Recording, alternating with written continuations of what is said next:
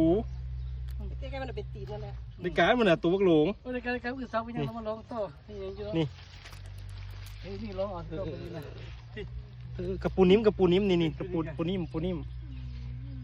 ได้ตัวผู้กับตัวแม่อันนี้ตัวผู้ ใช่ขี้หัว อันนี้ตัวแม่นี่เห็นยังอันนี้ตัวผู้อันนี้ตัวแม่นี่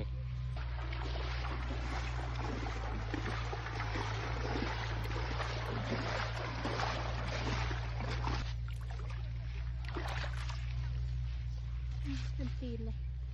โดด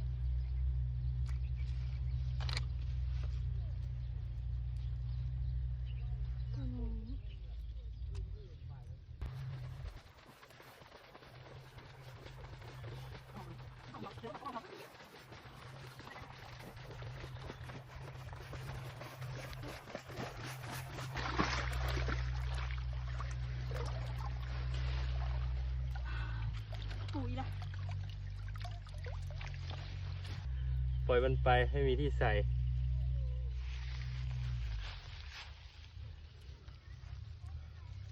นี่อ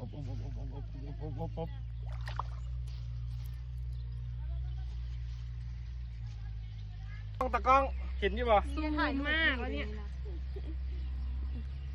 หาอยู่ที่เหลือวะ อย่าไปยุบหายุบแอว แล้วหาเอวมันแล้วหามันโกด